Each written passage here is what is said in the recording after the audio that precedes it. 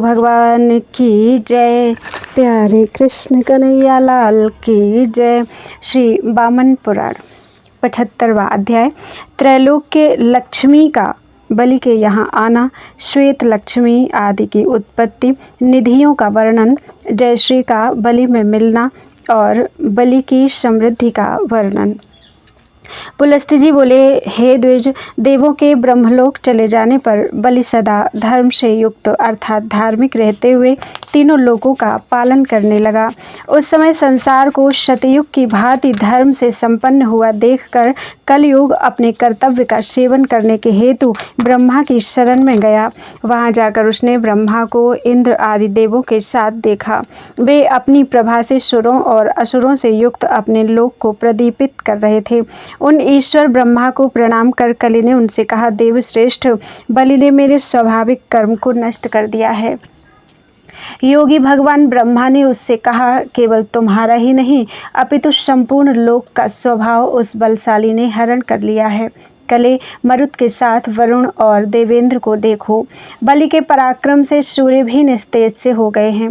सहस्र शीर्षा तथा सहस्रपाद विष्णु के सिवा तीनों लोकों में उसके कर्म को बंद करने वाला कोई नहीं दिखता है। वे अविनाशी बलि द्वारा किए गए सद्धर्म के हेतु मिली हुई उसकी भूमि, स्वर्ग, राज्य, लक्ष्मी एवं यश का अपहरण करेंगे। भगवान ब्रह्मा के इस प्रकार कहने पर अव्यय कलि इंद्र आदि देवताओं को चिंतित हुआ देखकर विभीतक वन में चला गया। नारद जी, कलि के अदृश्य हो जाने से तीनों लोकों में सतयुग प्रवर्तित हो गया। चारों वर्णों में चारों धर्मों से चारों चरणों से धर्म व्याप्त हो गया। तपस्या, अहिंसा, सत्य, पवित्रता, इंद्रिय निग्रह, दया, दान, मृदुता, सेवा और यज्ञ कार्य, ये सभी समस्त जगत में छा गए। ब्रह्मन बलि ने बलशाली कलि को भी शतयुग बना दिया। सभी वर्ण अपने अपने धर्म में स्थित हो गए। द्विजगण अपने अपने आश्रमों का पालन करने लगे तथा राजा प्रजापालन रूपी धर्म का आचरण करने लगे। ब्रह्मन इन तीनों लोकों के धर्मपरायण होने पर वरदायिनी त्रैलोक की लक्ष्मी दानवराज बलि के पास आई। इंद्र की लक्ष्मी को उपस्थित हुई देखकर बलि ने पूछा, मुझे यह बतलाओ कि तुम कौन हो और किस उद्देश्य से आई हो। कमल की माला से अलंकृत लक्ष्मी ने उसकी बात सुनकर कहा, बलि, मैं हठात तुम्हारे पास आई हूँ। मैं जो स्त्री हूँ उसे सुनो।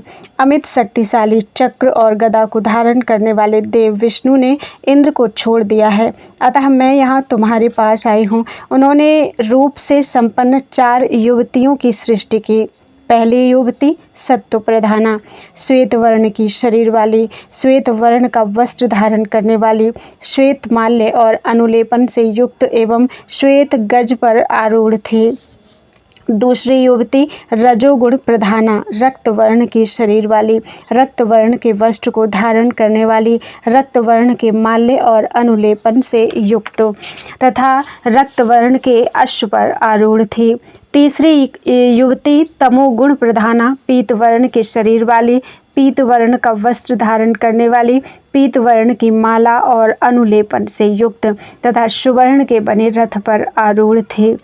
चौथी युवती त्रिगुण प्रधाना, नील शरीर वाली, नीले वर्ण का वस्त्र धारण करने वाली एवं नीले वर्ण की माला, चंदन और अनुलेपन से युक्त तथा नील वर्ण के वृष पर आरूढ़ थे। सत्व प्रधाना, श्वेत वर्ण की शरीर वाली, श्वेत वस्त्र धारण करने वाली, हाथी पर आरूढ़ युवती ब्रह्मा, चंद्रमा एवं चंद्रमा के अनुयायियों के पास चली गई। रजोगुण से युक्त रक्तवर्ण की शरीर वाली, रक्त वस्त्र धारण करने वाली एवं घोड़े पर आरूढ़ युवती को उन्होंने इंद्र, मनु तथा उनके समान वाले लोगों को प्रदान किया। कनक वर्ण की शरीर वाली, पीत वर्ण के वस्त्र धारण करने वाली, सौभाग्यवती रथ पर आरूढ़ा युवती को उन्होंने प्रजापतियों, शुक्र एवं वैश्यों को दिया। नील वर्ण के वस्त्र को धारण करने वाली, भ्रमर के समान वृष पर स्थित चौथी युवती दानवों, नैरतों, शूद्रों एवं विद्याधरों के पास चली गई। उस श्वेत रूपा को विप्र आदि सरस्वती कहते हैं। यज्ञ में वे ब्रह्मा के सहित उसका मंत्रादि से सदा स्तुति करते हैं। क्षत्रिय जन उस रक्तवर्णा को जयश्री कहते हैं। असुर श्रेष्ठ, वह इंद्र तथा मनु के साथ यशोमती हुई। वैश्य तथा प्रजापति गण उस पीत वसना कनकांगी की स्तुति सदा लक्ष्मी जी के नाम से करते हैं। दैत्यों एवं राक्षसों के साथ शूद्रगण श्रीदेवी के नाम से भक्तिपूर्वक उस नील वर्णांगी की स्तुति करते हैं। इस प्रकार उन चक्र धारण करने वाले देव ने उन नारियों का विभाजन किया। अक्षय निधियाँ इनके स्वरूप में स्थित हैं। इतिहास, पुराण, सांग, वेद, स्मृतियाँ, 64 कलाएं तथा महापद्म निधि श्वेतांगी के अंतर्गत हैं। मुक्ता, सुवर्ण, रजत, रथ, अश्व, गज, भूषण, शस्त्र, अस्त्र एवं वस्त्र स्वरूप पद्मनिधि रक्तांगी के अंतर्गत हैं। गौ, भैंस, गर्दभ, उष्ट्र, सुवर्ण, वस्त्र, भूमि, औषधियाँ एवं पशु स्वरूप महानील निधि पीतांगी के में स्थित हैं। अन्य सभी जातियों को अपने में समाविष्ट करने वाली सारी जातियों में सर्वश्रेष्ठ जाति पर सामान्यात्मक स्वरूप शंख निधि की नीलांगी देवी में स्थिति है। दानव, हे दानव, इन निधियों के स्वरूप के अंतर्गत पुरुषों के जो लक्षण होते हैं मैं उनका वर्णन कर रही हूँ, उन्हें समझो। दानवपति, महापद्म के आश्रित रहने वाले मनुष्य सत्य और शौच से युक्त यथा यजन, दान और उत्सव करने में लीन रहते हैं। पद्म के आश्रित रहने वाले मनुष्य यज्ञ करने वाले, सौभाग्यशाली, अहंकारी, मानप्रिय, बहुत दक्षिणा देने वाले तथा सर्वसाधारण लोगों से सुखी होते हैं। महानील के आश्रित रहने वाले व्यक्ति सत्य तथा असत्य से युक्त, देने और लेने में चतुर तथा न्याय, अन्याय और व्यय करने वाले होते हैं। भले शंख के आश्रित रहने वाले पुरुष नास्तिक, अपवित्र, कृपण, भोगहीन, चोरी करने वाले एवं असत्य बोलने वाले होते हैं। दानव, मैंने इस प्रकार आपसे उनके स्वरूप का वर्णन किया। वही रागिणी नाम की जयश्री मैं आपके पास आई हूँ। हे दानवपते, मेरी साधुजनों से अनुमोदित एक प्रतिज्ञा है। मैं वीर पुरुष का आश्रयण करती हूँ, नपुंसक के पास कभी नहीं जाती। तीनों लोकों में आपके सदृश बलवान दूसरा कोई नहीं है। अपनी बल संपत्ति से तुमने मेरे में दृढ़ प्रीति उत्पन्न की है, क्योंकि संग्राम में पराक्रम कर तुमने देवराज को जीता है। दानव, इसी से आपके श्रेष्ठ सत्व एवं सभी से अधिक बल को देखकर आपके प्रति मेरी स्थायी एवं उत्तम प्रीति उत्पन्न हो गई है। अतः मैं अत्यंत बलशाली तथा मानी वीर आपके पास अपने आप ही आई हूँ। हे दानव श्रेष्ठ, हिरण्यकशिपु के वंश में उत्पन्न आप असुरेंद्र के लिए इस प्रकार के कर्मों के करने में कोई आश्चर्य नहीं है। राजन, शत्रुओं द्वारा अधिकृत त्रैलोक्य को अपने पराक्रम से जीतकर आपने दिति के पुत्र अपने प्रपितामह को और विशिष्ट कर दिया है। दानवेंद्र, बलि से इस प्रकार कहकर चंद्रबदना शुभा जयश्री बलि में प्रवेश करके उन्हें प्रकाशित करने लगी। उनके प्रवेश कर जाने पर ह्री, श्री, धी, धृति, कीर्ति, प्रभा, मति, क्षमा, भूति अर्थात समृद्धि, विद्या, नीति, दया, श्रुति, स्मृति, धृति, कीर्ति, मूर्ति, शांति, क्रिया, पुष्टि, तुष्टि, रुचि एवं अन्य सभी सत्वगुण के आश्रित अन्य देवियां भी विधवा स्त्रियों की भांति बलि की छत्र छाया में आनंद पूर्वक रहने लगीं। अच्छी बुद्धि वाले, आत्मनिष्ठ, यज्ञ करने वाले, तपस्वी, कोमल स्वभाव वाले, सत्यवक्ता, दानी, अभावग्रस्तों के अभाव को दूर कर पालन पोषण एवं स्वजनों की रक्षा करने वाले दैत्य श्रेष्ठ महात्मा बलि इस प्रकार के गुणों से संपन्न थे। दानवेंद्र, बलि के स्वर्ग का शासन करते समय कोई भूख से दुखी, मलिन एवं अभावग्रस्त नहीं था। मनुष्य भी सदा शुद्ध, धर्म परायण, इंद्रिय विजयी एवं इच्छानुकूल भोग से संपन्न हो गए। इस प्रकार श्री वामन पुराण में 75वां अध्याय पूरा हुआ। बोलो वृंदावन बिहारी लाल की जय। 76वां अध्याय प्रायश्चित हेतु इंद्र की तपस्या, माता के आश्रम में आना, अदिति की तपस्या और वासुदेव की स्तुति, वासुदेव का अदिति के पुत्र बनने का आश्वासन और स्वतेज से अदिति के गर्भ में प्रवेश। पुलस्त्य जी बोले, नारद जी, तीनों लोकों का राज्य दानवों के अधीन हो जाने पर सचीपति इंद्र देवों के साथ ब्रह्मलोक गए। वहां उन्होंने ऋषियों के साथ बैठे हुए कमल योनि ब्रह्मा एवं अपने पिता कश्यप को देखा। उसके बाद इंद्र ने देवताओं के सहित ब्रह्मा, कश्यप एवं उन सभी तपोधनों को सिर झुकाकर प्रणाम किया। देवों के साथ इंद्र ने देवनाथ पितामह से कहा, पितामह, बलवान बलि ने मेरा राज्य छीन लिया है। ब्रह्मा ने कहा, इंद्र, यह तुम अपने किए हुए कर्म का फल भोग रहे हो। इंद्र ने पूछा, कृपया आप बतलाइए कि मैंने कौन सा दुष्कर्म किया है। कश्यप ने भी उत्तर में इंद्र से कहा, तुमने भ्रूण गर्भ स्थित बालक की हत्या की है। तुमने दिति के उदर में स्थित गर्भ को बलिपूर्वक अनेक टुकड़ों में काट डाला है। इंद्र ने अपने पिता कश्यप से कहा, विभो, जननी के दोष से वह गर्भ छिन्न हुआ था क्योंकि वे अपवित्र हो गई थी। उसके बाद कश्यप ने कहा कि माता के दोष से वह दासता को प्राप्त हो चुका था। उसके बाद तुमने दास को भी वज्र से मारा। कश्यप के उस वचन को सुनकर इंद्र ने पितामह से कहा, विभो, मुझे पाप का नाश करने वाला प्रायश्चित बतला दीजिए। ब्रह्मा, वशिष्ठ एवं कश्यप ने देवेंद्र से सब जगत के लिए, विशेष रूप से इंद्र के लिए हितकारी वचन कहा। तुम शंख, चक्र तथा गदा धारण करने वाले पुरुषोत्तम भगवान लक्ष्मीपति श्री विष्णु जी की शरण में जाओ, वे तुम्हारा कल्याण करेंगे। उन सहस्राक्ष ने गुरुजनों का वचन सुनकर कहा, थोड़े समय में अधिक से अधिक उन्नति की प्राप्ति कहाँ संभव है। देवों ने उनसे कहा, स्वल्प समय में महती उन्नति मृत्यु लोक में संभव है। ब्रह्मा, मरीचि पुत्र कश्यप एवं वशिष्ठ के ऐसा कहने पर सुरराज इंद्र तेजी से पृथ्वी तल पर आ गए।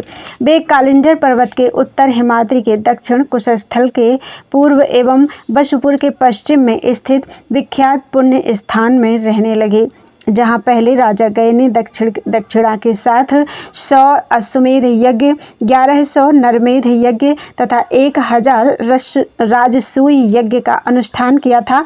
उसी प्रकार पहले उसने जहाँ पर सुरों एवं असुरों से कठिनाई से किया जा सकने वाला महामेध नामक प्रसिद्ध यज्ञ अनुष्ठित किया गया था, उसके लिए जहाँ आकाश स्वरूप अव्यक्त शरीरी मुरारी श्री विष्णु जी ने वहाँ निवास किया था। इसके बाद वे गदाधर नाम से प्रसिद्ध हुए, जो महान अघरूपी वृक्ष के लिए तीक्ष्ण कुठार स्वरूप हैं। जहाँ वेद शास्त्र से रहित होने पर भी कुलीन श्रेष्ठ ब्राह्मण ब्रह्म की समानता प्राप्त करते हैं एवं मनोयोग से भक्ति सहित मनुष्य एक बार भी पितरों का पूजन करके भगवान के अनुग्रह से महामेध नामक यज्ञ का अनंत फल प्राप्त कर लेते हैं। वहाँ देवर्षि की कन्या श्रेष्ठ महानदी है, जो जल रूप से हिमालय पर प्रवहमान होकर अपने दर्शन, पान एवं मज्जन करने से जगत के पापों को विनष्ट करती है। विष्णु जी की आराधना करने के लिए इंद्र वहाँ महानदी के विचित्र तट पर गए और आश्रम बनाकर रहने लगे। वे प्रातः काल स्नान, भूमि पर शयन एवं बिना मांगे मिले हुए पदार्थ से एक समय भोजन करते हुए गदाधारी देव की स्तुति करते हुए तपस्या करने लगे। सर्वथा जितेंद्रिय एवं काम क्रोध आदि से रहित होकर इस प्रकार तपस्या करते हुए उनका 1 वर्ष बीत गया। नारद जी, उसके बाद गदा धारण करने वाले विष्णु ने प्रसन्न होकर इंद्र से कहा, जाओ, मैं प्रसन्न हूँ, अब तुम पाप से मुक्त हो गए हो। देवेश, अब तुम शीघ्र ही अपना राज्य प्राप्त कर लोगे। इंद्र, जैसे तुम्हारा आगे का श्रेय अर्थात कल्याण होगा, वैसा ही मैं प्रयत्न करूँगा। गदाधर श्री विष्णु ने ऐसा कहने के बाद इंद्र को मनोहरा नदी में स्नान कराकर विदा कर दिया। इंद्र के स्नान कर लेने पर उनके पाप पुरुषों ने उनसे कहा, हमें अनुशासित कीजिए। इंद्र ने उन भयंकर कर्म करने वाले लोगों से कहा, मेरे पाप से उत्पन्न तुम लोग पुलिंद कहे जाओगे। तुम लोग हिमालय एवं कालिंजर नाम के दोनों श्रेष्ठ पर्वतों के बीच की भूमि में निवास करो। पुलिंदों से ऐसा कहने के पश्चात पाप से मुक्त हुए सुरराज देवों, सिद्धों एवं यक्षों से पूजित होते हुए माता के धर्म के आश्रय रूप पूज्य आश्रम में चले गए। अदिति का दर्शन कर हाथ जोड़ तथा सिर झुकाकर इंद्र उनके समीप आए एवं उनके कमल की कांति वाले चरणों में प्रणाम करने के बाद उन्होंने अपनी तपस्या का वर्णन किया। उन अदिति ने अश्रुपूर्ण दृष्टि से इंद्र को सूंघा एवं उनको गले लगाकर तपस्या का कारण पूछा। इंद्र ने बलि द्वारा देवों सहित अपने पराजित होने का पूरा समाचार कह सुनाया। यह सुनने के बाद अपने उस पुत्र को दिति के पुत्रों द्वारा पराजित जान शोक से भर गईं एवं दुख से दुखी होकर अदिति वरेण्य एवं अनादिदेव विष्णु जी की शरण में गईं। नारद जी ने पूछा, कृपया आप यह बतलाइए कि देवों की माता अदिति ने किस शुभ स्थान पर अनादि अनंत चर और अचर के उत्पन्न करने वाले एवं पुरातन ऋषिकेश की आराधना की। पुलस्त्य जी बोले, दानव नायक द्वारा पराजित हुए दीन बने इंद्र को देखकर अदिति सूर्य के मकर राशि में स्थित हो जाने पर शुक्ल पक्ष की सूर्य सप्तमी के दिन उन सुरों के स्वामी सूर्यदेव को महान उदयाचल पर पूर्व दिशा में उगने पर देखकर उपवास करती हुई वाणी एवं मन को संयत करके उन सुरेंद्र सूर्य की शरण में गई। अदिति ने कहा, हे दिव्य कमल कोश को अपने में छिपाकर रखने वाले, आपकी जय हो। हे संसार रूपी वृक्ष के कुठार, आपकी जय हो। हे पाप रूपी ईंधन के लिए अग्नि, आपकी जय हो। हे अंधकार अज्ञान के समूह के विनाश करने वाले, आपको बारंबार नमस्कार है। हे भास्कर, हे दिव्य मूर्ते, आपको नमस्कार है। हे त्रैलोक के लक्ष्मी के स्वामिन, आपको नमस्कार है। आप समस्त चर और अचर जगत के कारण तथा स्वामी हैं। हे विष्णु मूर्ते, आप मेरी रक्षा कीजिए।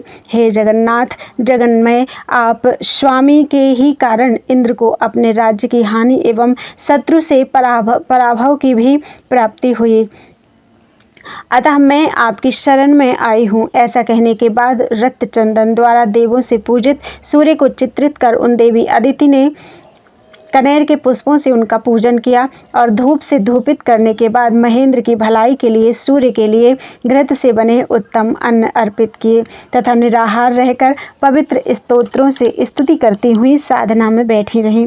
दूसरे दिन प्रणाम करने के बाद विधि से स्नान एवं पूजा करके उन्होंने ब्राह्मणों को कणक, तिल एवं घृत प्रदान किया और उसके बाद वे और अधिक संयत रहने लगीं।